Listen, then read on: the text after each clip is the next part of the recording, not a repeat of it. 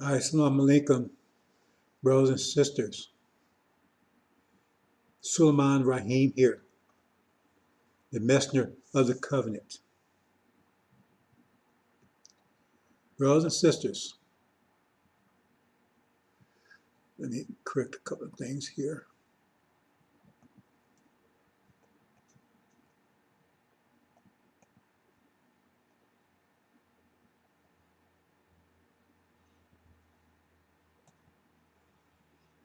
Okay.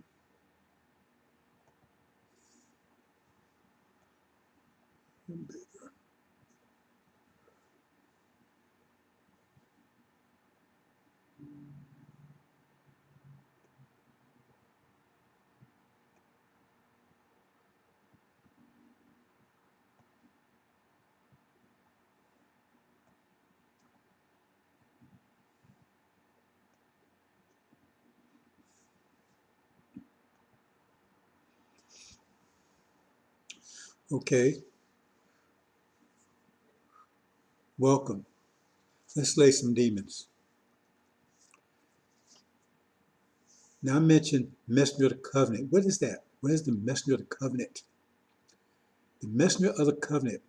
Read Malachi. People that claim to follow Elijah Muhammad, they reference as the validation, certification, credentials, okay, that proves, the validity of Elijah Muhammad. Because he said this messenger would come at the end, right? And the Christians, well, they poo-poo it, say, well, I was talking about some way 2,000 years in the past or something. But it's there. So those who claim to be followers of Elijah Muhammad, they claim, well, there it is, it's right there, Elijah, he will come. And that's Elijah Muhammad. See, that's their argument. But then they fall their sword because they come back and say, well, he's the last messenger. So how can they have it both ways? Because they're going to tell you, you have to believe in Elijah Muhammad because it says he's the messenger who will come in Malachi, when it follows that by saying that there will be another messenger after him called the messenger of the covenant that will come to his temple. See the problem? See? The Christians, well, they dismiss it all together. See, so we don't worry about them. See, Christian preachers, most of them are demons anyway. They dismiss it all together. See, because they don't want to be dealing with Elijah Muhammad, especially if we talk about Islam. See, but those who claim they follow Elijah Muhammad, they don't dismiss it because they throw it in your face. He's the one. Elijah's right there. Malachi, he will come, right? And so that's Elijah. That's the one. But then they throw it back in your face. Well, yeah, he's the last messenger.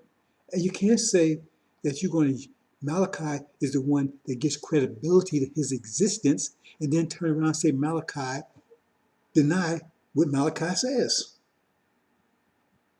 Because if you're going to use that as proof that he's the one, then you also have to use it proof everything else it says. Either it's good or it's no good. One way or the other. And so that shows they're liars. Because it clearly states that there will be a messenger after him. I don't care what he says, because if Elijah Muhammad says he's the last messenger, if he even said that, right, it doesn't matter. Because he's also relying on that scripture itself. He's relying on scripture itself to prove, see, I'm Elijah. Because he comes and says, well, I'm Jonas Jameson. Who's Jonas Jameson? Who's Jonas Jameson? See? So what? God sent me, so what? See? But if you come and say, I'm Elijah, right, of the Bible, then you got some reference point.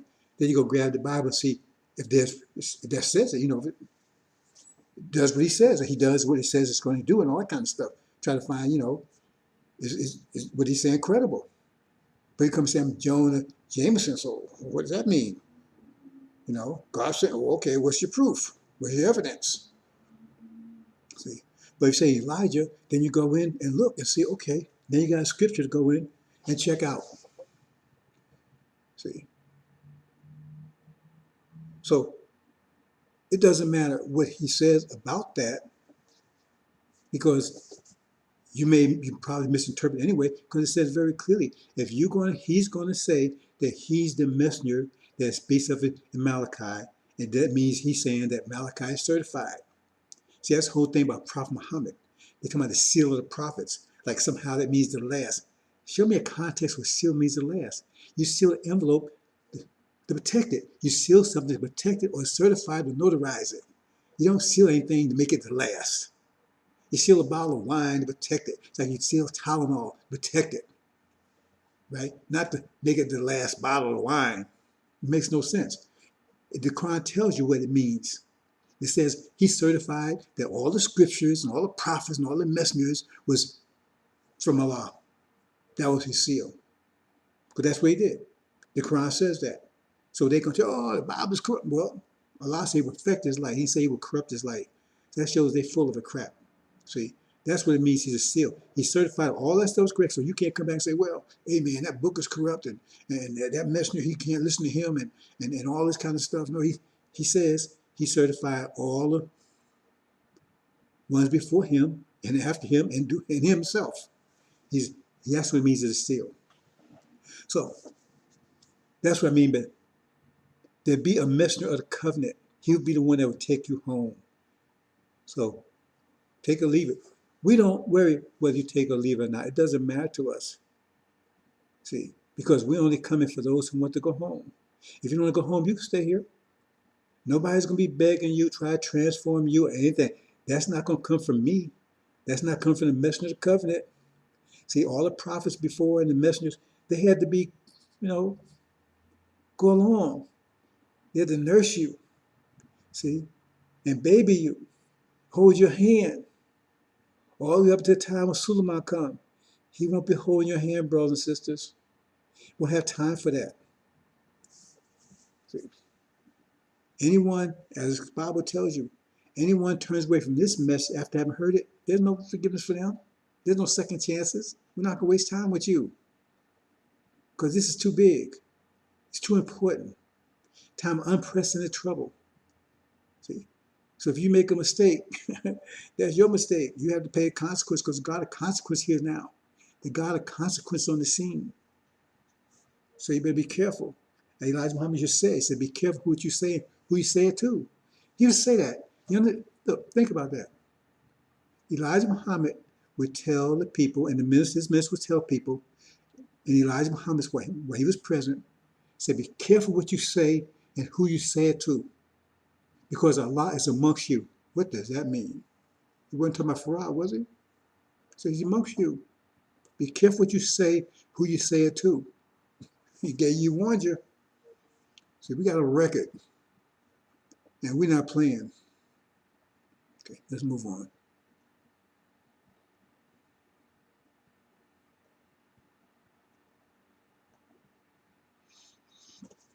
This is the Angel Key.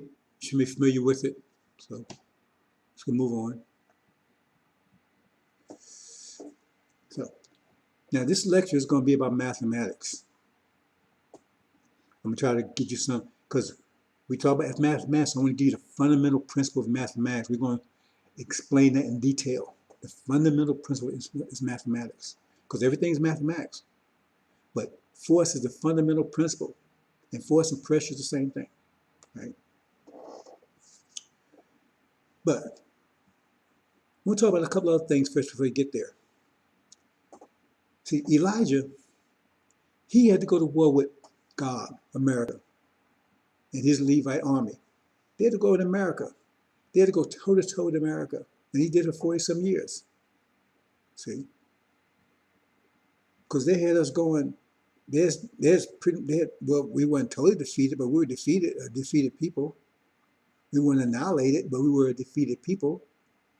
And Farad came and put a monkey wrench in those gears, see, which allowed Elijah Muhammad to put him in neutral, because he was going the wrong direction. Was totally wrong direction. He had no idea what the right direction was. The only direction we knew was what we was told. And that's where it was going. And Farad had to come with a monkey gear, monkey wrench into the, lock it up. Elijah Muhammad put him in neutral for 40 some years.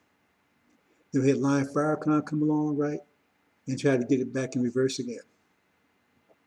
He succeeded to some extent. And he was succeeding. Actually, he was succeeding up until 1990 when the angel, the seal stopped being broken. And all of a sudden they got that, all the extra energy, and then the wheel stopped moving in a positive direction. But see, Suleiman and those with him, they have to go against the whole world. Elijah Muhammad, right? His battlefield was America. His battlefield was America, period. Oh, it affected the world, but his battlefield was America. He went toe to toe with the beast, and he won. But coward Farrakhan, he cowered. See, when Elijah Muhammad left, he cowered, ran and hid. See, I know the brother was talking about him being in Cuba with cigars. So I never heard that one before. I'm not saying it's wrong. I'm just saying, we always hear new stuff all the time. So, the brother revealed that, okay. See, but I do know one thing I know, I'm witness, I know myself personally, that he also went to Arizona trying to get back on the stage and shake his ass with that Calypso stuff. And he admits that, because I went over there. I stayed over there for about a few months with them. And in his so-called laborers meetings, or what they call them, right? He admitted, yeah, man, I ain't had no money, man. Went back, I tried to get back in the entertainment. He tried to clean it up a little bit. And that's where that brother came to him with that, this is could Elijah Muhammad be alive? See? So, and there's a lot of details, but I'm not going to all that here. But see, he didn't even want to come back even then. But see, Wallace's followers had became disenchanted with Wallace because they thought they was going to really get over Wallace. See, Wallace didn't care about nobody but Wallace. So Wallace got rid of everything, liquidated everything. He used Farrakhan to do that. Then threw Farrakhan to the curve. Farrakhan thought he was going to get a piece of the pie, got nothing, right? He took took everything out of the temples, started calling them mosques and whatever, all the chairs and everything, had them sleep, praying on the floor, Sunni stuff. That's what he was doing. See, and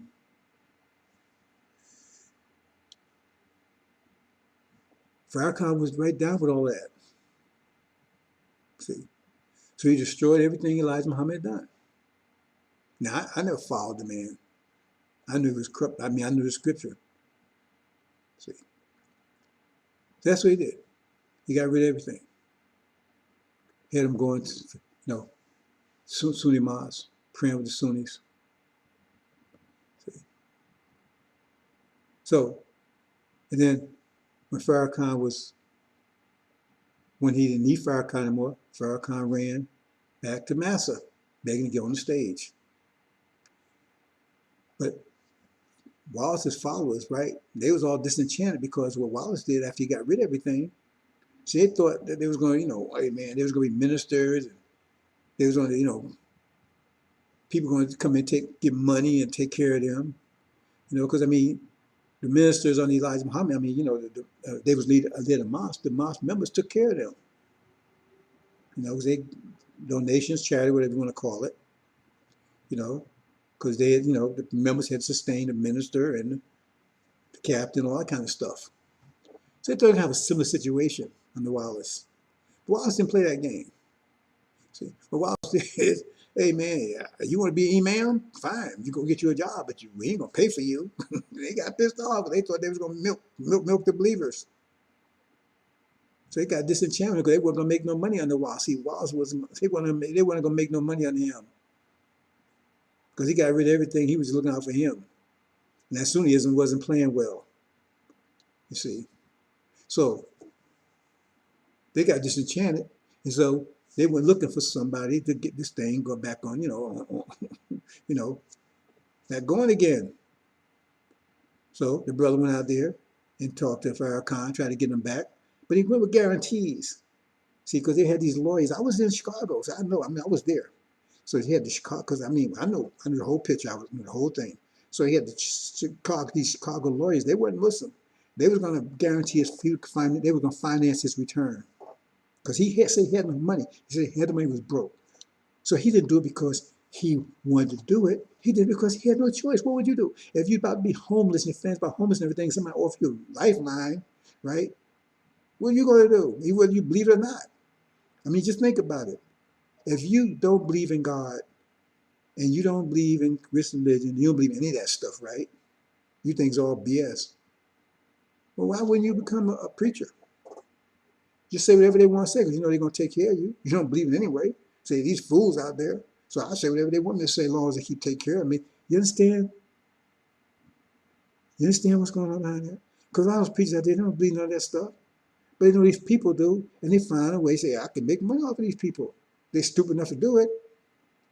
You know, that's the way people make money. For instance, they go to college and they get these little ideas, right? You don't have to go to college to get it, but I mean, train them about statistics. So statistics says, they do statistics say, hey man, 70% of people in the United States, man, they love raccoons, love raccoons. See? So what I'm going to do, I hate raccoons, and I can't stand them around, and I'm allergic to them. But just say dogs, but say raccoons, we say raccoons. I hate raccoons.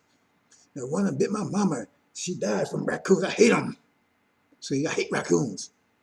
But he said, man, 70% of people love raccoons. So what I'm going to do, I'm going to start me a little non-profit. See, that's another BS right there. Because non-profit, the profit, you don't have, who makes the profit? In other words, they just raise your salary. So if they got $1 million, come and say, well, that's my salary, $1 million worth of salary. So it's another one of their scams. It's not really non-profit.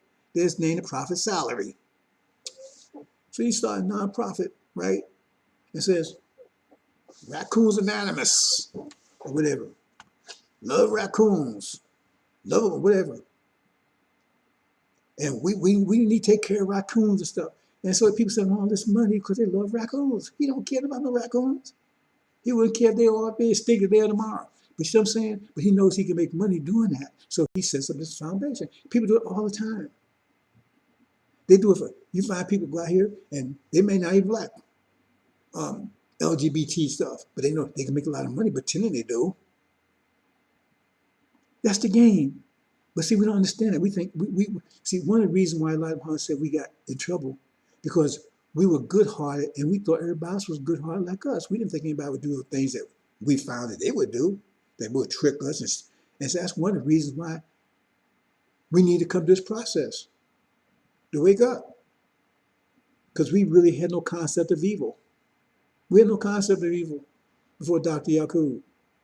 We had no concept of evil. See, we had no concept of all this confusion before Dr. Buddha. It's religious confusion. See, all this confusion, but we had no evil before Dr. We had no concept of it because there wasn't anybody around that does things like that. So we trusted everybody. See, so we learned that. Now we learned our lesson. So these people was disenchanted. So that's why they ran. So that was the thing. The lawyers guaranteed his backing financially, right? And Wallace's file, because mostly Wallace's files with him. Excuse me for a minute.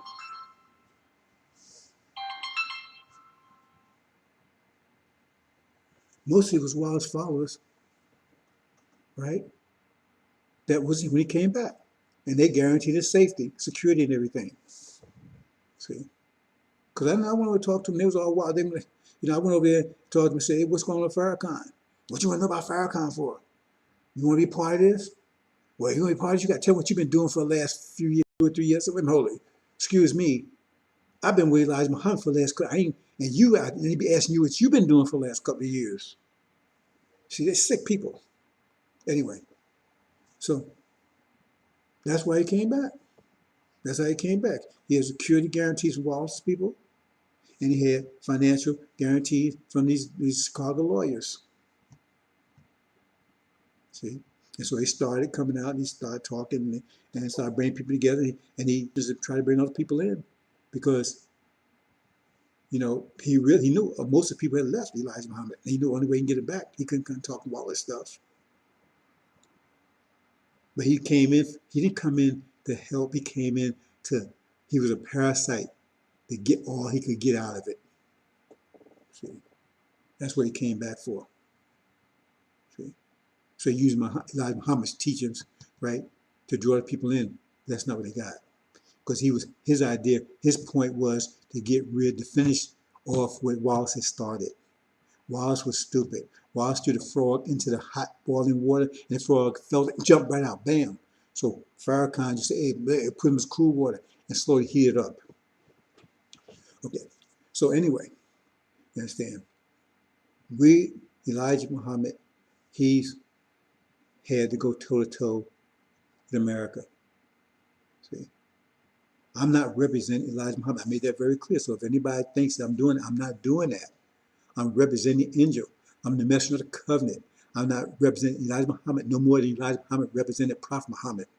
I have my job to do. He has his job to do. My job is to get you home. See, and in that sense, we have to go toe-to-toe with the entire world, and we are. The pressure, the whole entire world is on us. It's been on me since 1990. You have no idea what that's like. See? But you have to have someone, it's like wheels within wheels. See, if you're going to turn small wheels, you need a smaller person. Bigger wheels, you need a big person. You're going to turn the whole gear thing, you need a master gear, master wheel. Because he got the pressure, the whole gear train. And that's Suleiman, because he's responsible for bringing it all under control.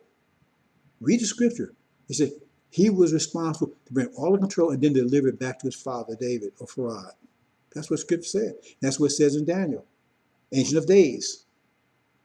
See, days, right? He said, and he had all under control, and then Farad came, he gave it, turned it over to his father, because that was his job to do. He said, well, why does Farad have him do it? Well, why do you have a general? Why does the president have a general? Why does the president go out and do it? Because the general has unique qualities to do that.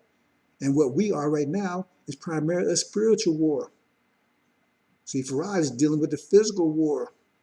But that's why I say have thorough knowledge yourself. I mean, what's the point of going back? If we still in the same condition we are right here, and we're going to do is reproduce what we had here? So you won't go back and have a thorough knowledge. So that's why it says he's a high priest that turns all around. See, because we got two things going. We're on attack mentally and we're on attack physically. The mental attack started 35 years ago under Dr. Buddha. The physical attack came under Dr. Yaqub. We're under both. See, Farad is deal with the physical.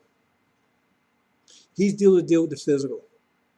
See, but Suleiman, he's the high priest. Why he's the high priest, and Farad is the God, because he got that will, that powerful will, right? That's to deal with that physical pressure we're under. We're under two forces. See, two pressures, two types of pressure. We're under pressure, but mental and physical. Farad came to deal with the physical. But he says, we will return until we have, well, he's going to stay here to give us thorough knowledge? Elijah's not here. Is lying Farrakhan? I mean, he's taking his Scientology and everything else. No. We got Yaqub. He's got the world under physical control, right? Gog and Magog, right? Adam. And we got Dr. Buddha. He's got it under mental control. All these false religions, confusion. All this stuff comes out. You know, if you go and study Hinduism, they got this god Shiva. Look at his description with the 7 stars and all that kind of stuff. That's the same figure that you see in Revelation, the first chapter. Same figure. It's not coincidence. All this stuff originated out of Hinduism right? From Buddhism to Hindu. That's right, because that's tribe of Hindu. People don't know that. That's the tribe of Hindu. We had three tribes: tribe of Hindu, tribe of Levites, and tribe of Shabazz. Tribe of Shabazz was the greatest tribe. It coordinated between the two tribes. See, Dr. Buddha came out of the tribe of Hindu, and he started all this confusion. So we under two attacks, and so we need a God to deal with the physical, and we need one to deal with the mental. So he has a physical power that no one can match. They're afraid of him. They won't admit they know who he is. They know what that's all about, but they can't tell you. And then, so he got an ultimate power they can't do anything with. But there's no point in doing it if we're not ready. We have to be ready. And so now, and then the mental, right? That's the atom bomb, the atom, ATTOM bomb. See? That one, the seven seals. They can't touch that one. They've had 2,000 years and couldn't touch it. 2,000 years and they can't touch it, couldn't touch it. And now it's released, it's been ignited. See, and it's turned everything around. So we got two things that we're dealing with on a global level. Elijah Muhammad didn't have to deal on a global level. See, so all these clowns that's talking that stuff, hey, that's black magic, all that kind of stuff. All you got to do is read Malachi, all you got to do is read Exodus, and that's a bunch of bullshit. I tell like the people, yeah, I talk straight because I am straight. I'm straight with my people. I'm not sitting around here, like Farrakhan. He's so, trying to, it's just it's time to be real. I'm not encouraging going out. This is the language. This is their language. You understand? And so, hey, if you see shit, what you gonna call it? Call it what it is. See? That's not profanity when you call something what it is. It's profanity when you call something what it ain't. Okay. So, we're under two types of pressure. Faraz got the, see? So, first, we have to deal with the mental, mathematical mind, get an angel. And then we join Farah in battle on the physical. Because I said, we leave here, then we go physical. First, you have to get the mind straight, or you'll be fighting against yourself. See? That's when we join, when we join Farad. When we leave here, then we go physical. So he's dealing with the physical war. Then we join him. It tells you in Exodus, when Joshua goes out to fighting, he got Farad in the air. He's the Air Force, and he's the general on the ground. Farad is the God in the sky, and he's the God on the ground. And they fighting their ass off, right? Taking our land back. They got to fight everybody. Fight all their way back to take this. When you got the promise, say, okay, here's your promise, and then you got to take it. Farad, get you back. Okay, here, you're back home now. Now take it. It's belong you. Take it. I'll take it. And get rid of anybody that's in your way. Because I'm right here. I'm your God, right? I got you covered. Now go kick some ass. You've been gone 50,000 years. You should be homesick by now. You should be ready to kick a lot of ass. Because they've been kicking your ass for 50,000 years. He's pissed off. I'm pissed off. And you should be pissed off. Time to go home. So understand, we got two forces against us, the mental and the physical. See? The messenger of the covenant, Suleiman, he's got to deal with the mental. And in many ways, that's the worst.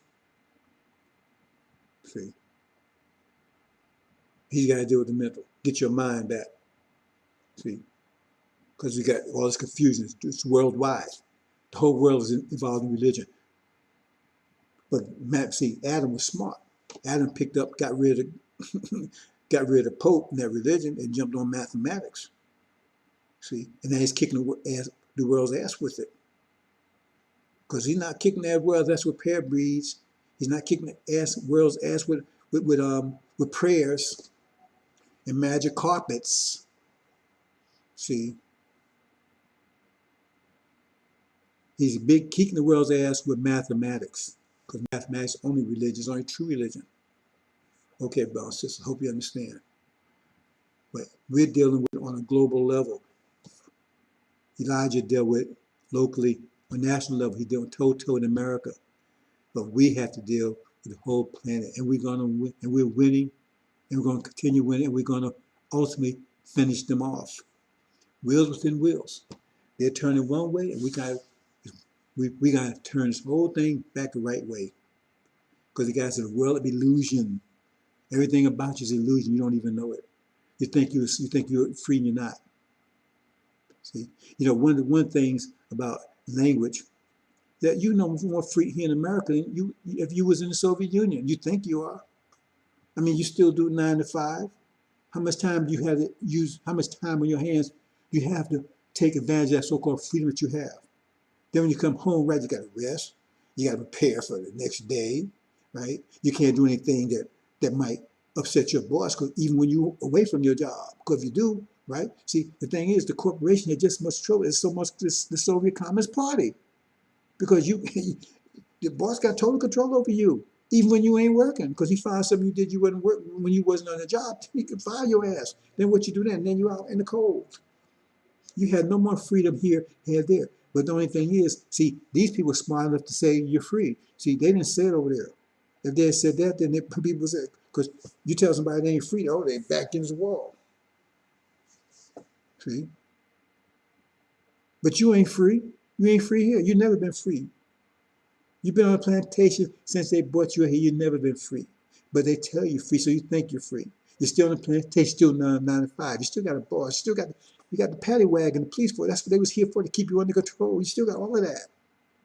That so-called car you so proudly spend all this money for, 90% of it is used for what? To get back and forth to the field, plantation, the plant. And you think you're free.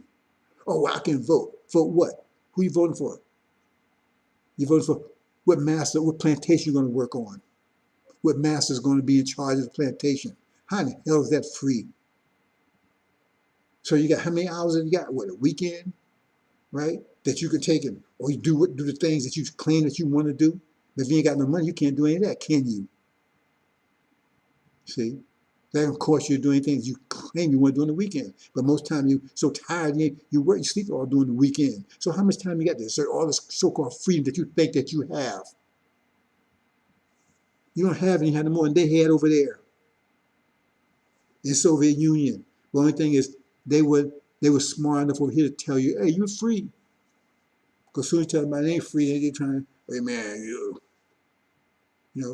take a lion and you put him, say you make a cage that's 1 mile by 1 mile and fill it with all out of foliage and plant life and everything else. A mile by a mile, and put some zebras up in there, right? Put some antelopes. That lion would never know he's in a cage. It's just a bigger cage. But he would never know he was in a cage. Because he run around every day. He don't know he's in a cage. And people out there looking at him outside because it's a large cage. He's made it larger. All they did was change the terminology. They upgrade their terminology. See? Instead of master, boss. See? Instead of slave, employee. You see? See? Instead of chitlins, chitlins. That's so obvious right there. They were feeding you chitlins, but they said, oh, they've got to upgrade that. We'll take a C out and put an S there. Put an S on and put a C there. Chitlins. Same damn thing. That's exactly what it is. It's upgraded the terminology. That's all he did. So now you think, oh man, we can vote now. See, we free now. Free to do what? Free to do what? And they make sure you don't have just much money. They say white wealth and racial black wealth here is like about 2001. Like a 2001. So that means for every $2,000, every $2,000 they got, right? You only got $1. That's the same way it was in slavery. So instead of making you pay for that raggedy shack you was living in, right? They just gave it to you. But you worked your ass off, so now they give you money for it, but you just got nothing to pay for it, but you're still saying they still got the same raggedy shack, but now, I'm paying for it, now paying rent for it now. Brother and sister, you're not free. If you think you're free, then there's a bigger fool than you ever thought you were. See? Free to do what? Tell me, text me and tell me how much freedom you got. Tell me how much time you got to exercise that freedom. Because you're not exercising on the job. You ain't doing it there. How much time you spend on the job every day? 9 hours? They make you take lunch even though you don't want it. And then how much time you're preparing to get to work. So that comes out to about 11 hours a day, right? You got to get there. You got to obey traffic signals, everything else on the way there, right? Then when you come home, how much time you spend sleeping, right? 8, 9 hours. It's right there. 19 hours. You only got 5 hours left. What'd you do with that? What'd you do with that 5 hours? Watch some TV? Watch some illusion on TV? Somebody else's life?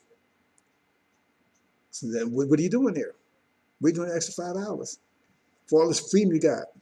So what are you doing? Oh, you got to eat dinner, right? So that's an hour and a half right there, 2 hours. So you got less than 5 hours then. But you got 3 hours? Then what you do with that 3 hours? What do you do with it? The exercise, all this freedom you have. What do you do with it? That's when you're watching it, right? Or you got to go out there and pay your bills. Okay, tell you got time, administrative stuff, right? Pay your bills and all, clean up the house and that kind of stuff. That take an hour or 2 out of that. Then you got 1 hour left to exercise all this great freedom that you think you got. You ain't got a damn thing. See? Or you got is a big headache that you don't even know you got. And that's sad. When you got a headache, you don't even know you got a headache because you think that's normal. You think that's normal, man. Hey.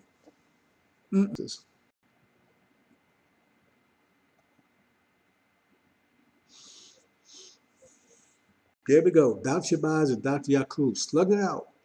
Who will win the war of Armageddon? Because we are at war. We are at war. Make no mistake. They know it. See, when you're at war, that's the decisive advantage. When your enemy doesn't know it's at war until it's too late. See, because remember, the element of surprise. That's what you say. They say it's going to come as a snare. They're at war with us, but it says they're going to do it shrewdly. So it'll come as a snare. So when you find out it's too damn late, they've been at war with you ever since they declared war on us 400 years ago. So you gave up? You collaborate, you gave up? They declared wars 400 years ago. They've done everything they could against us. They declared war against us 400 years ago. Now you got these clowns. Hey, man, I love him. Man. You love your enemy now? You done sided with your enemy? You done gave up? You done surrendered? Is that what you done? Or they all right now? Yeah, the enemy treats you all right once they defeated you and you doing what they tell you to do. When you go into prison, they won't bother if you do what they tell you to do. But you're still in prison. If you obey the gods, they won't bother you. As long as you obey them. But that's me, but you still remain in prison. So you're not being yourself. That's why you're in prison. You told them what to do, so you obey that, so now nobody's bothering you. But hey, but you're being destroyed because you ain't being yourself. Because every day you're being other than yourself, that's destroying you. It's changing you inwardly. So they ain't bound us. Yeah, because you're obedient to them. When you're in sync with them, there's no pressure. When you go along the program, there's no pressure on you. The only pressure is, right, is that you're being other than yourself. So you're destroying yourself inwardly to be other than yourself. See? So that's the destruction. Destruction is mental and physical destruction. They already got most blacks mentally destroyed because anybody who got intelligent can see they got this so-called Democratic Party got them so wrapped up and say, how in the world could they people? I mean, I'm not going into details, but how in the world could they support a party that's aborting their children, over 22 million, and they claim about what happened in the Holocaust, 6 million, and then they worship these people that's already killed 22 million and counting. And the person that set it up, she said the reason why she set up Planned Parenthood for that purpose. And every program they got, policy is against you. But yet they vote for them, love them, because they already destroyed you mentally. See? And so now you're not feeling the physical wrath because you're already in submission. Step out of line and see what happens. See? That's when they blow your head off. They say, oh man, why these police kill? Oh, That's the whole idea. That's why the police department was set up. They call them the patty, what the slave catcher, what you used to call them. That's the whole purpose. They never had that before. You go out, the Romans never had, the Greeks never had, they never had a police department. Nothing like that. Never even a concept. They only had a concept here to keep slaves under control. And that's the purpose of the police department. And they can't come and tell you that. That's the purpose of it. To inflict fear, to make sure. That's why when somebody, a white person go out there, they blow up everything, and they capture them and arrest them. But you go out there and you spit on the sidewalk, man, they blow your damn head off because they're making sure that you understand that you F up, you going to blow, the keep fear in you. That's how they keep you under control. But you don't understand. Now they say, well, they're funding the police. Yeah. They ain't going to do it. See? But now it started to catch on. See? But you're doing it for the wrong reason. Because you want to stay here with mass. You want to stay on the plantation. You're just trying to make the plantation better. That's not going to happen. That's not going to happen. See? Because once you defend them, doing all this stuff, and the plantation start losing money, it's about making money. So they're going to come at you another way. That's what the Democratic Party did. Democratic Party. See, they started losing control. They lost on the battlefield in the Civil War. They lost Jim Crow. They lost the Ku Klux Klan. Say, hey, we got to find another way to come out of these folks. See? So we're going to put them in Jerusalem, the land of illusion. Keep, they got your mind. Because none of that makes any sense at all. The Democratic Party, Who will win? Now, who will survive? See, because this is not about survival anymore. When Elijah Muhammad talked about survival, who will survive the war Armageddon? Because he was trying to get his people ready, the Levites, prepared for what's about to happen. For this atom bomb that's about to explode when Suleiman, break those seals and ignite that bomb. He was trying to prepare them for that. Get them ready for it so they will survive it. See? But Farrakhan disarmed them. And now they're going to be blown away. They actually being blown away by it right now because they listen to him. See? That's why they got to go to tribulation. Most of them. Say, okay. So we're going to go briefly about this brain. See, you got the spatial analytical brain. You have two sides of the brain. You have to understand the creation process because everything came from us. The evolution, they talk about is backwards. So as the universe expands, expansion means things, tension, instead of tension, opposite of pressure. You pull things apart. So first pull a little bit, then a little more harder. Bigger and bigger and bigger pieces. So first you start off in the creation process, right, with the microbes, right? You got more complex, right? Plant life, right? More complex, right? Reptiles, more complex, right? Mammals, more complex animals, more complex, like more complex plants, more complex fish life, as it moved up the ladder. See? So they try to interpret that as, well, we all came from the microbe. No, those things came from us, right? First we took the microbes out of us. And as we purify ourselves, we made ourselves more defined as we did this. Because we didn't look like this. We still had 2 arms and 2 legs, all that kind of stuff from the very beginning. But we didn't look like this. As we took those things out, we become more refined. See? So then we kept going, right, until at the end of the process, we pulled out something that looks almost like us. We separate us almost as powerful as us. That's when the separation of spatial mind and analytical mind. See, because we kept this analytical mind under control because you got 2 sides of the brain. So it went that far to the separation of that. So now we have the spatial analytical, and they're fighting against each other. Who's going to master? Because the analytical mind is evil by nature, not evil in the sense that evil is what is destructive. See, that's what evil is. Evil is something that's destructive to the natural order. That's what evil is. See, from Satan's point of view, God is evil because he's going to destroy Satan's order. See, from his point of view, that God is evil. Evil is when something that destroys, right, the order. See? And so therefore, since the spatial mind was in charge, and it created a spatial universe in a spatial way, analytical mind sees things analytically. So if he gets in control, he don't understand that, so he messes up. So that's why he's evil. He's destructive because that's why he's messing up the environment and everything else. He can't understand how it all works together. He can't understand synergism. He's starting to learn it, right? But he can't see because he does this and this happens. Then this happens, like pick up sticks, pull, because he don't understand the whole thing. See, because spatial mind understands the whole thing because that's where he made it that way. So he can't. See, so that's why evil by nature, because the Quran tells you that, right? He put corruption in the land and the sea because of what their hands were, because Adam is analytical. He doesn't understand the creation. So every time he tampers with it, he messes up. See? So he's come to realize that he cannot survive in a spatial world.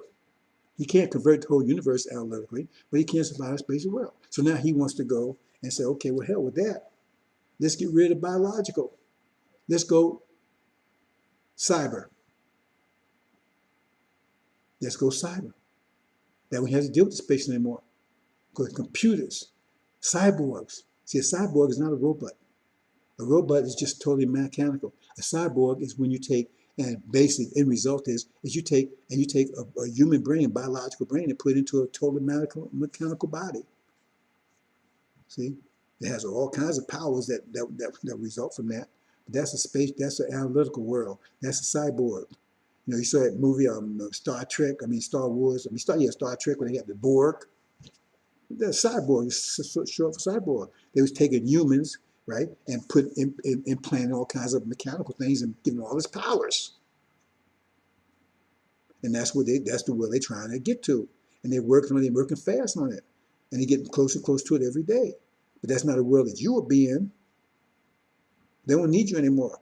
See? Because they don't have to deal with they don't have to deal with climate, all that, because they'd be immune to it.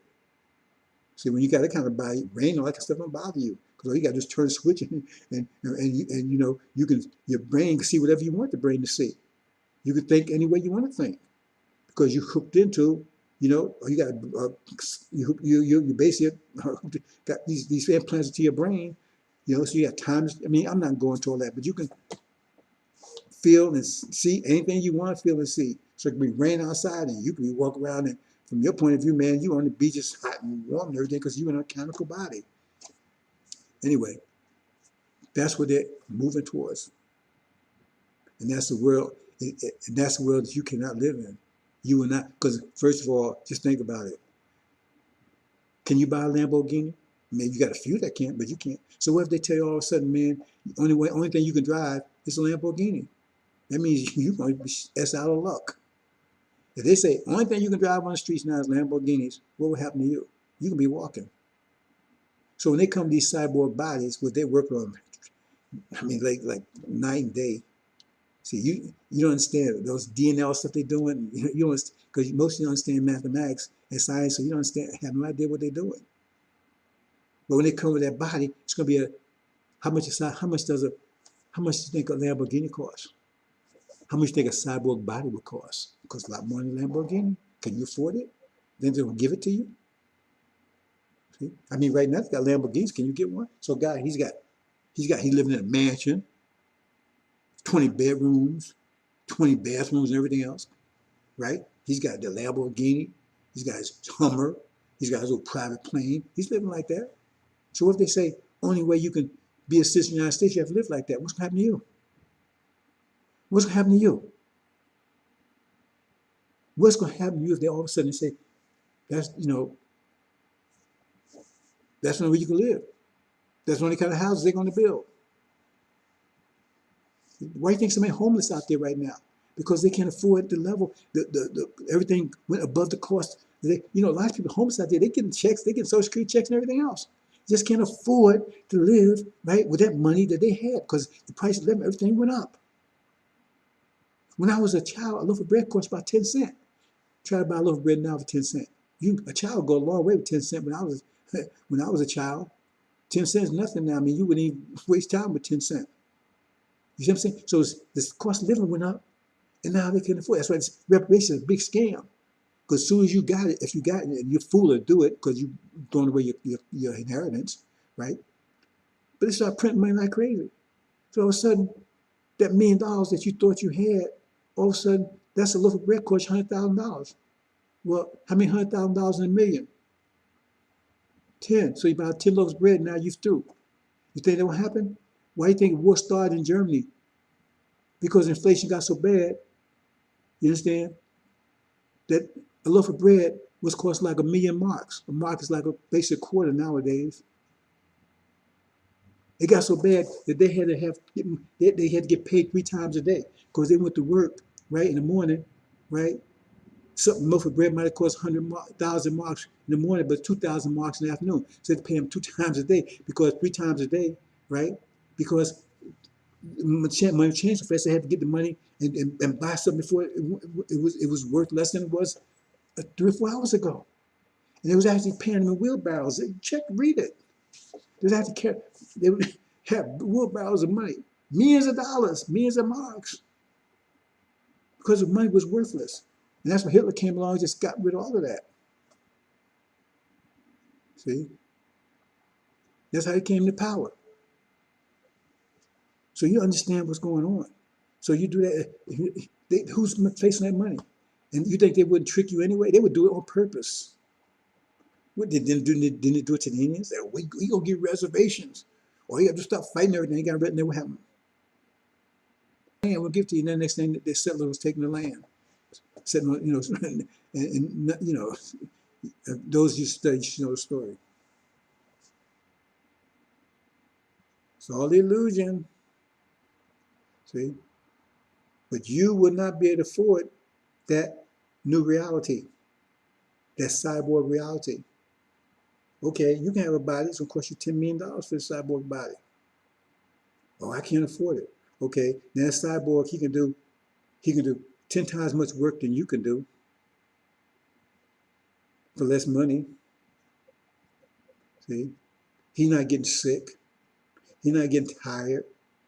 See? You have all these problems you have with your biological body. So how long do you think you're going to survive? Not very long, are you? See? Plus the environment is getting worse and worse and worse. So your biological body is becoming ever more under attack. You see, right now, your biological body is under attack with this virus. And it's going to get worse. So therefore, that's the end of you. You're going to be homeless and everything else. Because you're not going to afford that body. $10 million, where do you get $10 million from? Oh, the Democratic Party going to take care of you? Really? Have they put you in a mansion yet?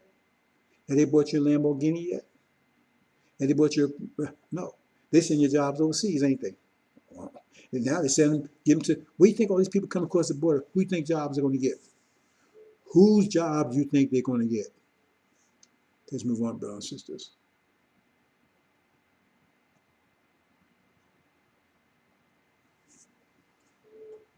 Spatial, the right, left, spatial analytical.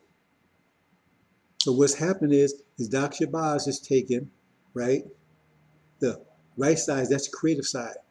That's the spatial side. And what he's done is take and made us, because it wasn't ambidextrous, like balanced both sides, but the right side kept the left side in check. But now, by what he's done, is he's made your whole brain virtually all creative. That's why we're the most creative people on the planet. But what Dr. Yakub did just the opposite. He made all his brain almost all left. So now all that power is, imagine if you got 2 hands, right? But all that power in your left hand went to your right hand. Well, you only have 1 hand, but that power, that right hand would be, man, it would be powerful. And that's basically what's happened. It's happened, brothers and sisters. So now you got 2 slugging it out. See? 0-sum game, who's going to win? See? But the Shia, see, they're on the left side. Ferrari's on the left side. He's super technical. See? But he's got enough right side to keep that technical under control. He's the God. But he's a technical. See? But Suleiman, he's on the right side. He's the priest. He's high priest. Spatial. He's a high priest. And 2 work together. But we got this left side, this creation, that he's almost all, he don't have any verse, no right side to keep it under control. That's why he's wicked, he's evil. And the worst of it is that when you understand Yakub's creation and the Mongoloids, they are totally analytical, totally. They have no restraints, none whatsoever. That's why it says when they go to war, they're not going to, They said, when America goes to war with China and China wins, they think that what they did to us was something. You wait till the Chinese do it to them. Because they have no restraints, no spatial restraints at all. They're totally technical. So look what they're doing over there. Have they created anything? No, they're technical. And you give them a schematic or you give them a blueprint or whatever, and man, they can build all kinds of stuff. But they have nothing creative to come out of Japan, Korea, China, nothing. But they're highly technical. They steal all the ideas. Where do you get the ideas? Steal from America. Where's America getting them from? Because they're technical too, not as technical as they are. But we see Japan, and and how come they're not the most creative? You don't see any creativity come out there. See any creativity come out of Germany? See any creativity come out of France? No, technical ability. That's why it's all come out of America, because we're here. Dr. Shabazz here. We're slugging it out.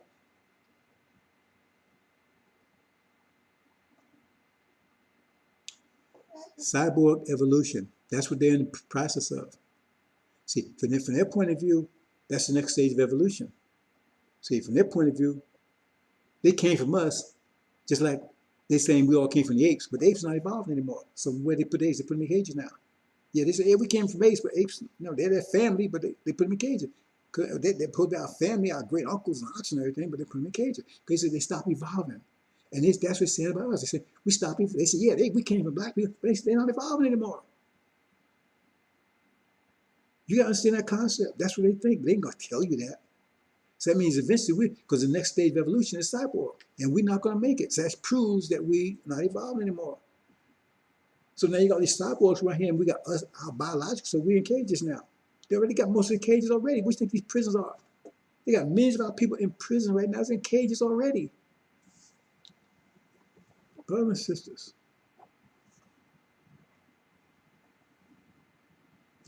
Cyborg.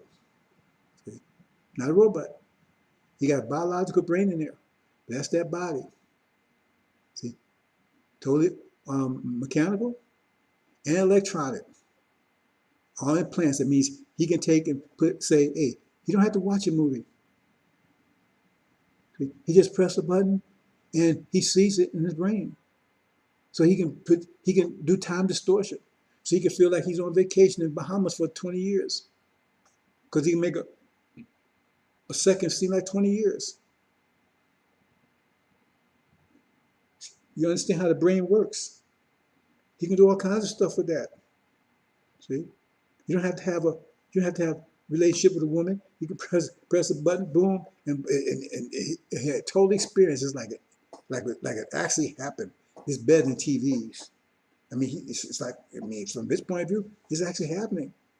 It's more powerful than even the actual physical thing. This is their future. It's their future. See? The future they're coming out for themselves that you will not be a part of. See? Who will win the war of Armageddon? The cybers or the biological? Mechanical or the biological? Here it is. Slugging out. Who's going to win this war? See? And they're moving fast. They're trying to achieve that. They're using our creativity to do it. But once they achieve it, they don't need us anymore. See? You'd be surprised how far along they've already gone to achieve that. You're getting all in the movies. They're getting prepared for it. All these movies and everything else. Not you prepared for it. Because you will not be a part of that. You'll be extinct. You'll still be biological. See? Just like apes. You know, they still run around in the trees and stuff. You're still around biological when they evolve to the cyborg. That's what they think. It's not going to happen that way. But that's what their plan is. And the prey. We're the prey.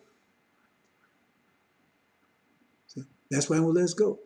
Because you don't understand that you are the source of their creativity. Without that, they have nothing. And we leave, that's why I said, take the gold and silver. Who's the gold and silver? That's us. If we leave, they lost all their wealth. They're plundered. Because now there are a lot of technicians running around with no blueprints. How is that going to work?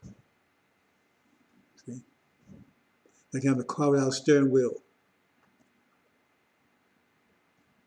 Should be created be taken from the mighty, or lawful captive delivered. See, we're going to be delivered? That's what they're talking about. But says the Lord, even the captive of the mighty shall be taken away. That means it's going to happen. We going. For God's going to take us away out here. And the prey of the terrible shall be delivered. See, America's are terrible. We're going to be delivered. For I will contend with them, him that contended with thee, and I will save thy children. For I was going to contend with them as they came out against us. It's telling you he's going to use China and India. He's the one that's going to use them as his hammer to tear America up, to bring America down. You better understand Angel and Daniel. I will feed that oppressed thee with their own flesh. I mean, what's going to be like here in America in a few more days when this war starts? With their own flesh. They should be drunk with their own blood, like sweet wine. See? Oh, it's going to be so bad that it's no water or anything. The only thing, water, wine, water, blood itself will be sweet to them. See? And all flesh shall know I am the Lord, and I am thy Savior and thy Redeemer, the mighty one of Jacob. For I is not effing around. See, now it's time. Vengeance. I will make all things new. See, they want to make all things new. They're cyber world. For says he's going to make all things new. See? See? He's going to perfect our biological world. See? And most of you right here, if you're under 50 years old, you're never going to see old age. You're never going to see it if you make the hereafter. Those of you that old, like me, right, you're going to return to your youth. See? And once that happens, you're never going to see old age. We're never going to see old age again. We live long lives, 5, 6, 7, 800 years, 900 years. So you be like a tree, but you be totally healthy and youthful in a whole period of time. Be as though you're 16 years old the whole period of time.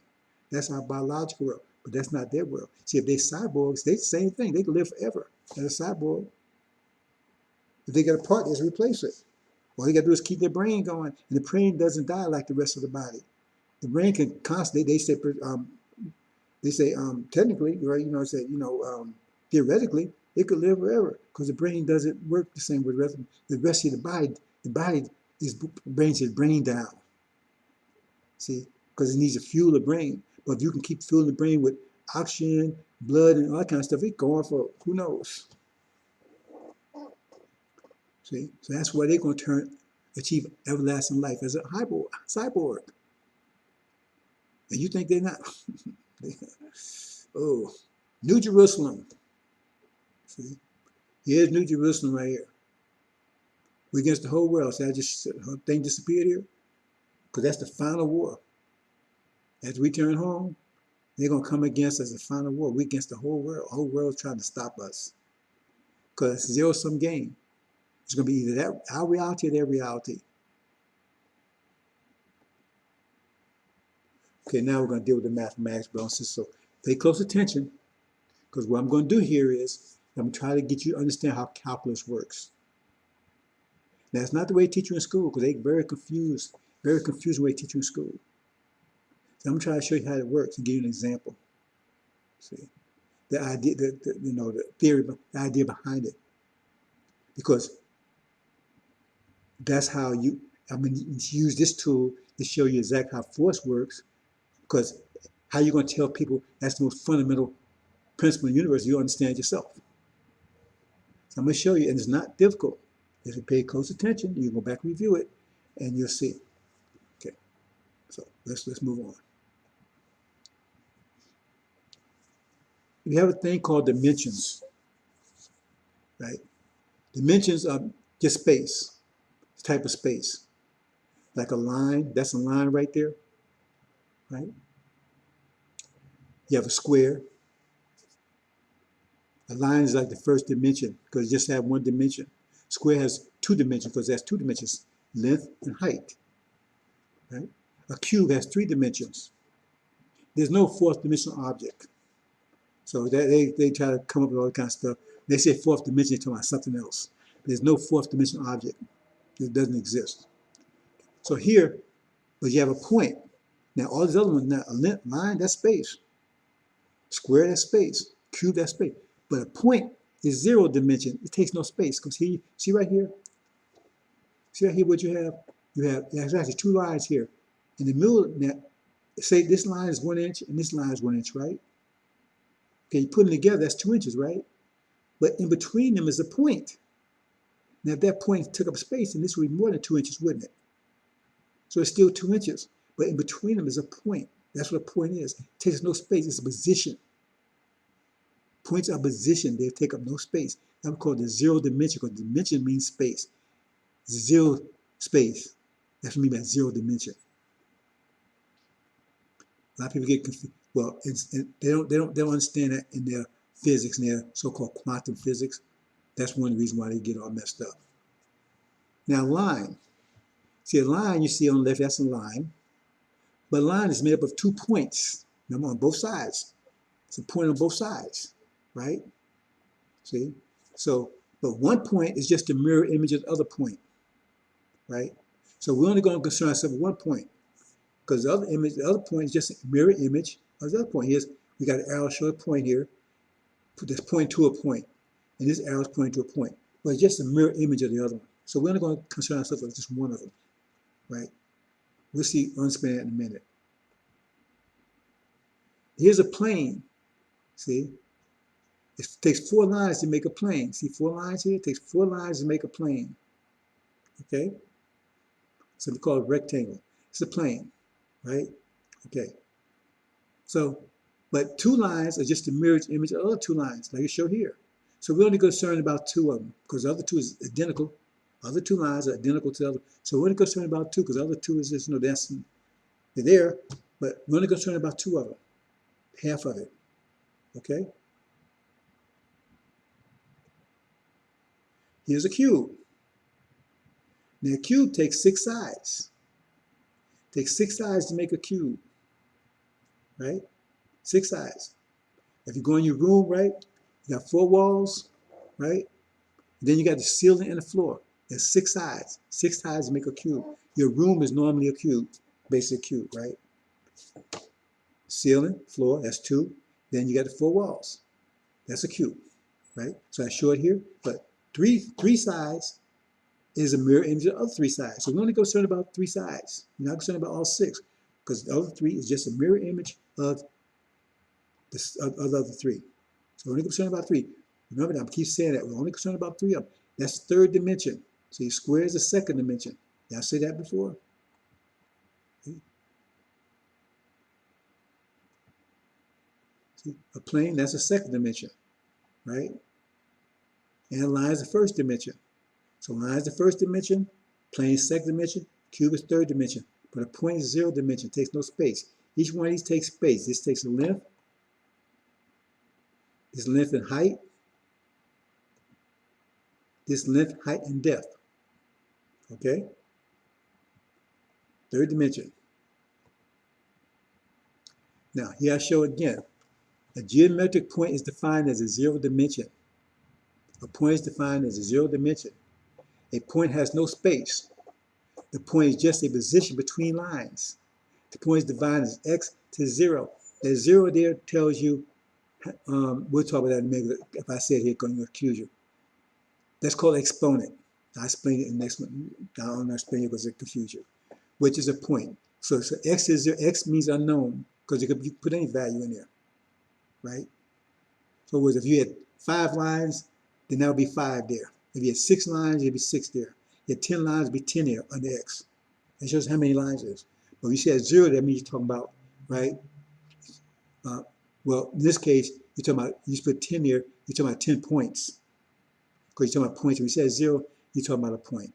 So you put 10 here, that means you're talking about 10 points. Put 12, it means 12 points. Put 1, you're talking about 1 point. Put 0, it means no point. Okay, so that would be this, that arrow there shows the point between 2 lines. Now here's a line. Here's a line, right? A geometric line is defined as the first dimension. x1, 1. The 1 means that one exponent, that means how many times you multiply x times itself. 1 time. Because if you're saying 1 line, that'd be 1 here. If you say 2 lines, right, there'd be 2 there, or 3 or 5 lines, right? But this would tell you how many times you multiply it by itself, right? That's that 1 say there. So you say, that tells you This also tells you the line, first dimension. That point there says, it tells you what dimension you're talking about. So 1 means the first dimension. So that's a line. A line is the first dimension. So a lot of things you can understand about that 1, but I'm going to leave it like that. So 1 tells you what dimension you're talking about, right? The X tells you how many of them as there is. So if you hit a 5 there, that means you're talking about 5 lines. Talking about 5 lines, right? Because 1 is in that line. See? Okay. And now talk about the derivative. Now this is where calculus come in, because you have 2 concepts in calculus. You have derivative and you have integral. It's like you have addition, subtraction, opposite each other. Multiplication, division, opposite each other. Each one have an opposite. Everything has pairs, like the Quran tells you. So you have addition and subtraction. They're opposite each other. You have pressure and tension opposite each other. You have multiplication and division opposite each other. So in derivatives, in calculus, you have 2. You have integral and derivative. We're only going to talk about derivative today. We're going to talk about derivative because integral is more complex. We're going to talk about derivative. So how do you find what the derivative of a line is? Okay, it's an equation that goes with that, right? Okay, so you see here, this is line, x to the 1. It means the line you're talking about. That symbol, exclamation mark, that tells you trying to get the derivative. It's like, you put it, for addition, you put a plus sign, right? For division, you put, so a multiplication, you put a time sign. Well, for derivatives, you put an exclamation mark. I want to take derivative of this, of a line. So what you do to make derivative, you see that 1 right there? Whatever's here to make derivative, you got to put it down here. You move it down here. And whatever was here, you subtract 1 from it. So whatever's here, you move it down to in front of here. And whatever's here, right, you take 1 from it. So that's what you did right here. You took the 1 that was here, you put it down here, and you subtract 1 from 1 means 0. So that's the derivative of a line, which is what? 1 point. See, because 0, that's a point. That means the derivative of a line is a point. Remember I said because you're taking it down a dimension. That's what calculus is all about. You take it down a dimension. So you've got a line. So when you take derivative, it means you take it down to what's the lower next dimension under a line, a point. And so there's 2 points, but you only worry about 1. That's why I said, remember earlier I said you only concerned about 1, because that was a mirror image. So it means 1 point. 1 point. That's the derivative of a line. So pay attention, look at that again, but we'll move on to the next one. Same thing. Now we're going to talk about a plane. The plane is the same thing as a square. A geometrical plane is defined as the second dimension, right? X2, 2, second dimension. Remember that 2 up there, exponent 2, it means second dimension now. That tells you what dimension you're talking about. A plane square has 4 sides. See, this has 4 sides to it. But only 2 sides, we're only concerned about 2 sides. Again, why use half of it? Because the other was a mirror image, right? The other 2 sides are a mirror image of the 4 sides. Now we're going to take the derivative of a square. That's what calculus does. It takes the derivative of things, right? Okay. What's the derivative of that? Remember, you take whatever's here, and you put it down here, and you subtract 1 from it. That gives derivative. That's what we did. We put 2 down here, and you subtract 1 from 2, that 1. So that's the derivative of a square. And what do you get? 2 lines. Remember, 1 is the first dimension. 2 lines. That's why you only worry about half of it. 2 lines. That's what you got there. 2 lines. So the derivative of a square is 2 lines. I see a child could have figured this out, because this is just simple stuff. This is calculus. The problem is you learn how to use it. I give you a tool. Somebody give you a complex tool, but you got to know how to use it. Okay, so we're going to go in the next one. Now we're going to take a cube, right? Now, a cube has 6 sides. A geometric cube is defined as the third dimension. 3, remember, it's third dimension. X to the third. X squared would be x2 would be second dimension. X1 would be the first dimension. X0 would be the 0 dimension of the point. A cube has 6 sides or planes, right? 6 sides to this thing. See, that's it. You got the ceiling, the floor, right, and the 4 walls. 6 sides, right? The other three planes are just mirrored. So one of the three planes again. Well, remember, because the other three, six of them, but three is a mirror image of the other one. See? Now, what's the derivative of a cube then? X to the third, take the derivative. You move the 3 down here, right?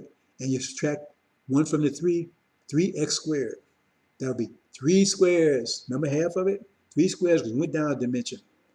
3 squares. That's the derivative, right? 3 squares. Like here, right?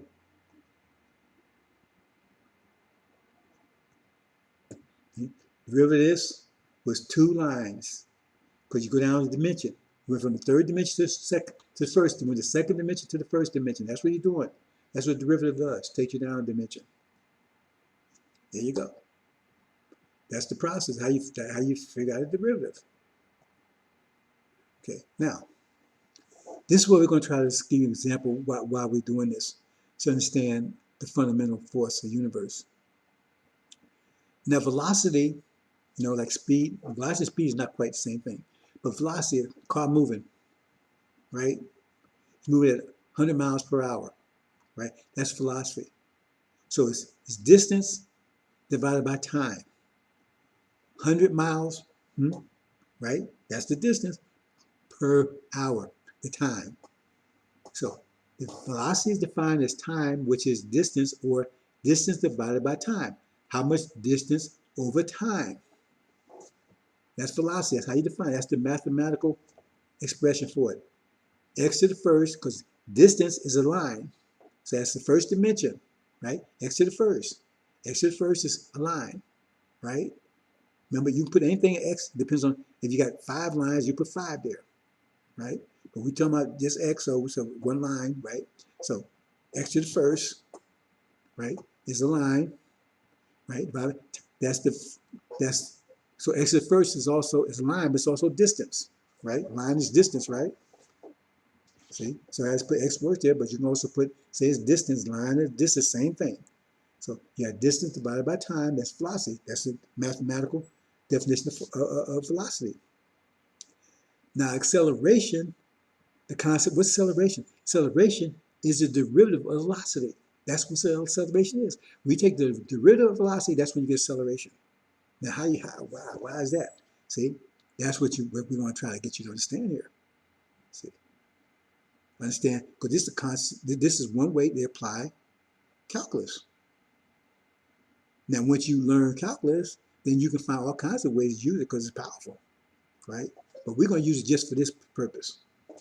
Okay, so velocity, acceleration is defined as the derivative of velocity. Why? Because what happens, acceleration means when you change your speed. That's acceleration. When you change your velocity, that's what acceleration means, when you change it. Understand? Acceleration means when you change your velocity. So if you're going 100 miles an hour and you speed up to 105 miles an hour, you had to stop going at 100 miles an hour before you go to 105 miles an hour. You had to stop going at 100 miles an hour before you could go to 100 miles. Because you move at 100 miles an hour, then you speed up. Then you're not going 100 miles an hour no more. Now you're going faster. Well, say for instance you turn, you're going to make a right turn. Well, you had to stop going in the direction you're going to make that right turn, right? See, you're not going, you're not making a full stop, but you stop it in the direction that you was going to go to the next direction. That's what acceleration means. It means your change of motion, your change of velocity. That's what acceleration means.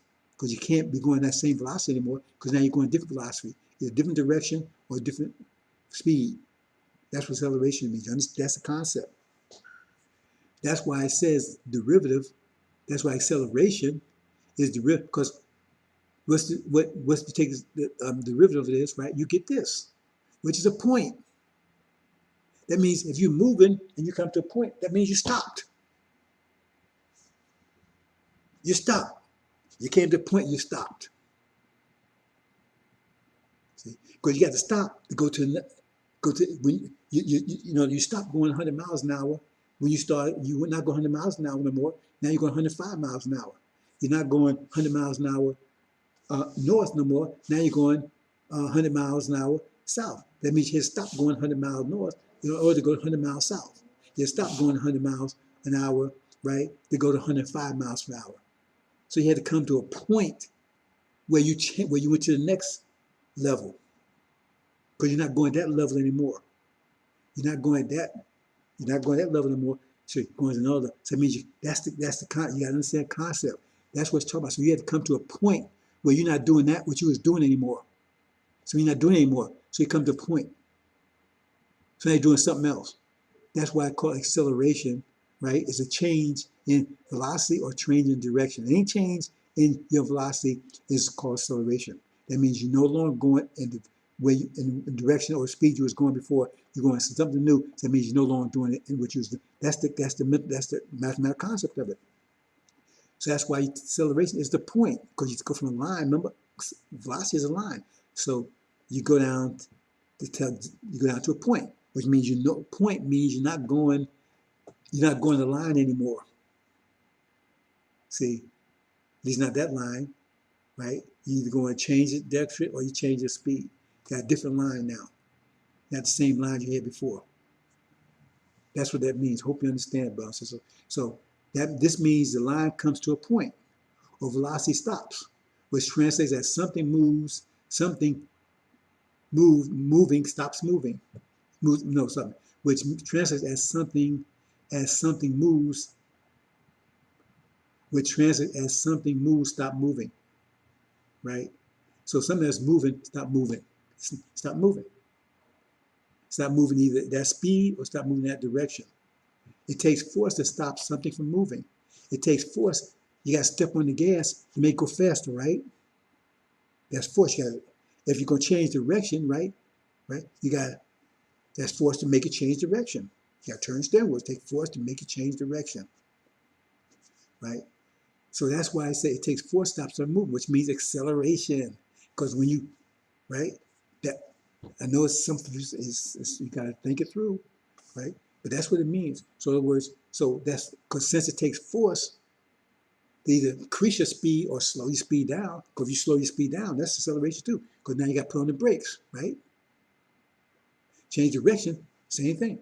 So because when you change direction, you can feel the force on you when you go change your car. You feel the force on you. So that's force. Anytime you change the speed or direction, that's force. Acceleration is force.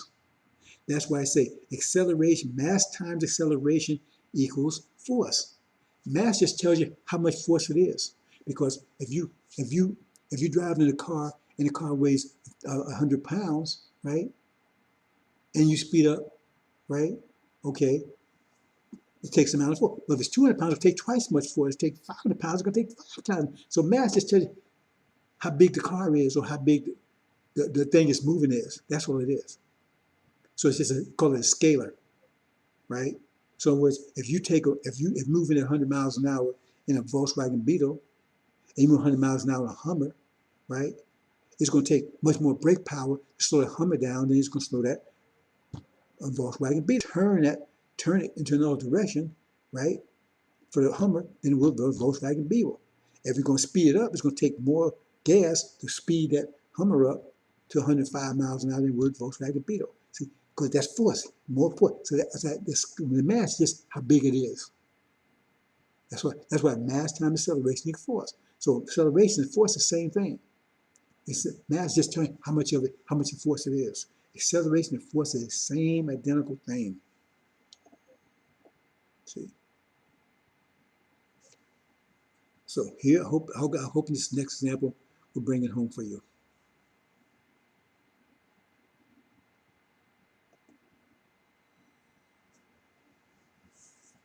See here? Here we have velocity. See this red bar here? We have velocity in a minute. Bam. See? But it came to a, see, it was velocity, but when it became acceleration when it came to a stop. That's force. Now it's force. It wasn't any force before because we're hitting anything. Wasn't anything, it was just moving. But once it hits something, that's force. That means it changed, it went to a point, it stopped. That's another way of looking at it. It just stopped. When you're talking about changing speed, because it stopped, right? That wall stopped it. So now that's acceleration. So that's force. Because it took force to stop it. See? So when it was moving, that was just velocity. When it came to a stop, something had to stop it. That's force. Hope you understand, brothers and sisters. That's why it says, that's why the equation mass times acceleration equals force. You see? So that's the fundamental, and force and pressure, same thing. Force, pressure is just force spread out, still force. So that's the fundamental principle. And we went at it, calculus shows what that means. See? So you need to study it. If you don't understand it, study it. So you're not going to get it like this in calculus class. Because they teach, when they go to calculus class, they get finished with your head spinning. Because they tell you, eventually when you go to calculus, they tell you, well, just accept it, and you'll come to understand it later on. See? Because they don't teach you calculus like I'm just taught you. You'll never get into it in any school. Because they teach so complicated, your head be spinning. Most people just pass away. I mean, pass out trying to figure out what's going on. See? So the way they teach it, I'm teaching very simple. A child, you can teach a child. I taught my children when they were small, because they don't understand what calculus is really all about. They don't tell you it's going from one dimension to another, up and down. The integral is the opposite. It's going up a dimension. So in other words, from a point, you're going to a line, from line to a square, from line up. See? Now, you're going to have more than 4 dimensions, but you can have higher exponents like x to the 10th, x to the 12th, because you have things that have more dimensions, but they're not like physical dimensions. I mean, it's more, I should say, it gets confusing. But this is how calculus works. So I just gave you an example how you use it to figure out this idea about mass times acceleration, where that came from. See, figure out what calculus. That's how Newton figured out what calculus. I just showed you a simple way of doing it, what it means, right? But a derivative is the calculus what addition and subtraction, right, is to that level. So calculus, you have a derivative and you have an integral. You have, in math, you have division and multiplication. You have add and subtraction. So I showed you the science, the essence, behind calculus, what it means, what's behind it, what was based on. It's based on moving one dimension to another. Now we used to talk about squares, but you also talk about circles, right, and spheres, right? See, because you take a surface area, it's the derivative of a sphere, but I'm not going to that, bro. So I just want to give you a simple way to try to get you to understand, have an idea about what calculus is, right? Okay. And I said, we're going to go into the mathematics. That's now, and we wrap this up. Now, most of KB's mathematics is based on a triangle. Most of his math is based on triangle. Most of it. Okay. Trigonometry is based on a triangle. Vectors are based on a triangle. Okay. Much of his math is based on triangles. See? Because this law is called the Pythagorean Theorem, like they came up with it. You see this here, right? You see this triangle in the middle? You take any triangle, try it. Take any triangle you want, right? Draw it, right? Right? And if you take this right here and square it, in other words, if this is 5 inches long, it's multiplied times itself, 5 times 5. That'll give you, and then you have a square here. That'll be a perfect square. So whatever this is, multiply times 5, and that'll be this here times this here, right? So if this is 5, this would be 25 square inches. If this is 5, because this triangle may not be a perfect triangle. So if this is 5, right, then this would be the same thing. This would be 25.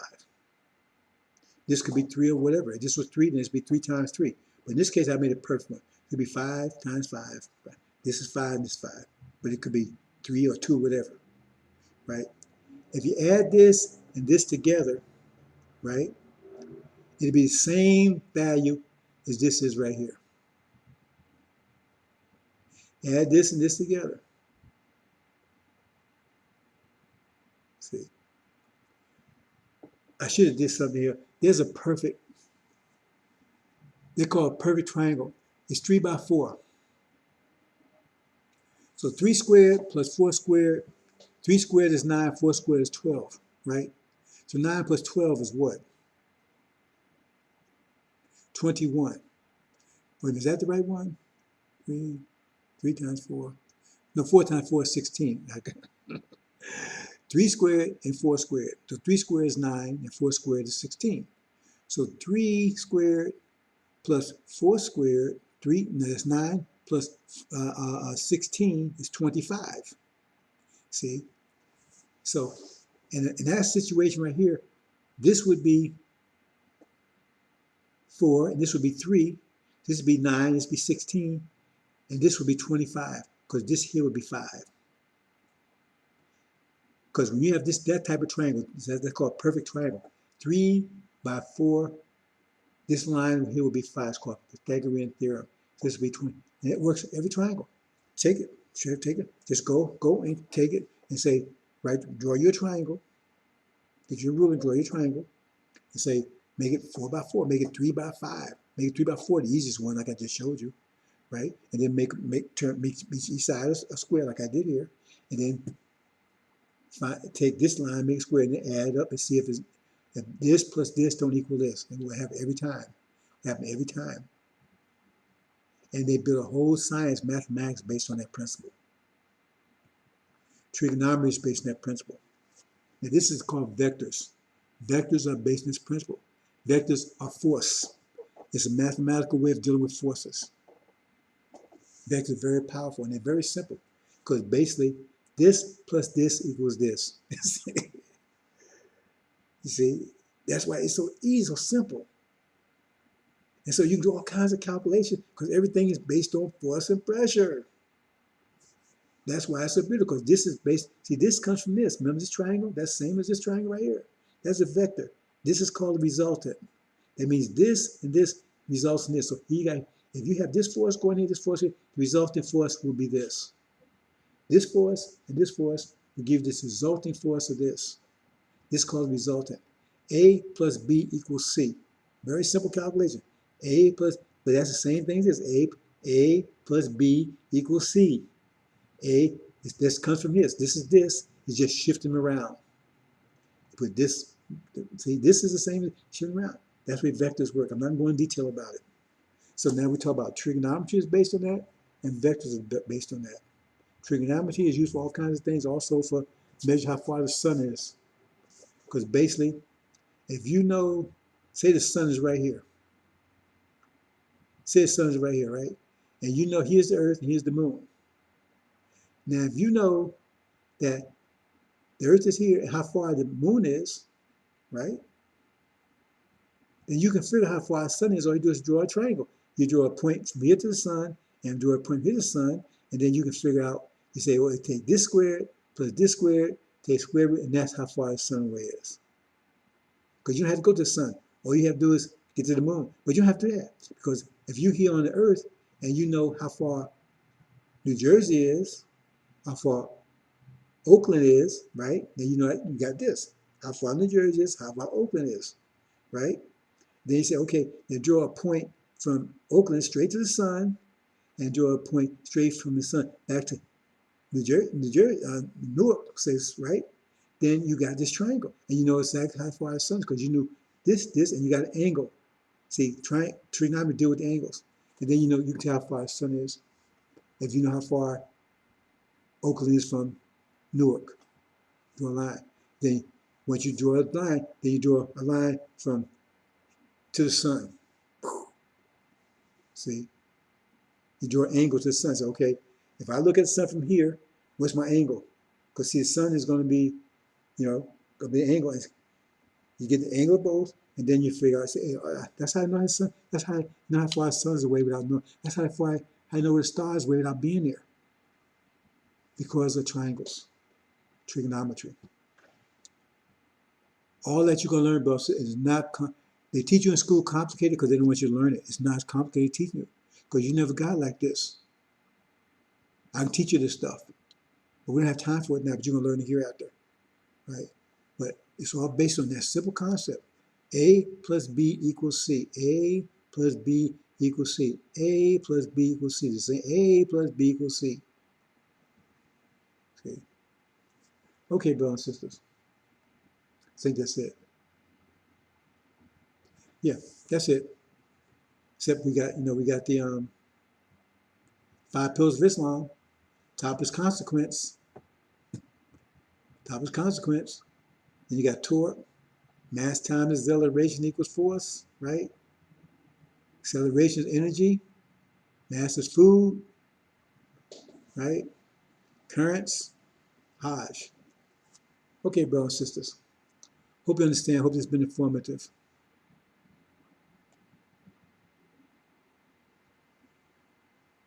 Okay, that's pretty much it, brothers and sisters. I think we'll leave it there. I covered just about everything. Now, we're at war, brothers and sisters. And they're trying to get you to give up your inheritance. Now, you might take those reparations if you want to. Then you sold out your inheritance. You did to yourself. We didn't do it to you. The war's not over until the last person gave up. And I haven't given up. And I don't plan to give up. And the Abrahamic covenant still is in effect as long as there's one person left that still holds on to it. So if all of you know, all of you give up and turn away from it, and I hold on to it, right? Then all the territories will be mine. It'll be all mine. Everything over there, whole Arabia will be mine. See, MIC forever. Think about that. Do you realize that the people on this planet right now, just assume that the story of Noah is correct. That didn't happen. But just assume it's correct. Because similar things like that happened in the past. Because you have people, perish, whatever. If that was true, that means everybody on the planet right now came from Noah. So it means all the other families, all the millions of other people gone. If the story about Adam and Eve is true, like they say it, that means we're all from Adam. That means all the other millions of people gone. See? So we see right here, we all going to see Abraham. What about all those other families that was there? They're all gone. So those of you that make the hereafter, all the people into eternity is going to be from your seed. All those that disbelievers, they're gone. They're lost. They won't be around anymore. See? Now think about that for a minute. How do you give life after death? Take 4 birds, tame them, incline. Take 4 birds and tame them, incline to thee, and put them on every mountain, right? And they call and they come to flying. That means you took the genetic code and it brought it back together. But those families not around anymore, they can't come back, can they? They killed themselves. Think about that, brothers and sisters. You gotta start thinking these things through. Because the people in the hereafter that's going to inherit hereafter is going to be from your seed. All those just leaving all this stuff behind, they're not come back through the womb anymore. Because all their genes, everything is gone. It's gone. They're not coming back to the womb. Only ones come back to the womb, right, is your people, your inheritance, your descendants. They're just, the birds, been putting all the mountains and everything that you're going to bring back together, to live immortal. All the other seeds, they're gone, they're wiped out, they're not coming back. We're not going to bring them back. We're not going to bring back the devils, not bring back the Jews, not bring them. They're going to be gone, all wiped out. That's what it means their souls are lost forever, not being put in some eternal hell. We don't do that. We don't put them back in eternal hell forever. That's insane. You have to be sane to believe that kind of nonsense, that God would take and create something, and then because they made a mistake, put it in eternal hell without ending. I mean, what kind of monster is that? That ain't no God. That's incomprehensible. If you take that crap fear out of Christianity, it would die overnight. It would collapse overnight. Because that's the only way to keep people that fear. Well, you're going to go to hell forever, never, never. It's bullshit. Think about brothers and sisters. You're getting the name books of life. That's why I call it the book of life. Because now you're going to live. That's why I tell you. You live forever. Eternal life. Why do you call it eternal life? See? Name has been in the Lamb's book. Then you're registered. See? And then you'll see that will be forever, perpetual. All these clowns, all these scripties, all that kind of stuff, they lost. They don't have nothing to put on the mountain because they're gone. See, all their birds died. You understand, brothers and sisters? I'm trying to bring you up to speed, brothers and sisters. There's so much I could talk to you about. Assalamu alaikum, brothers and sisters. We love you. We're here for you. Let's go home.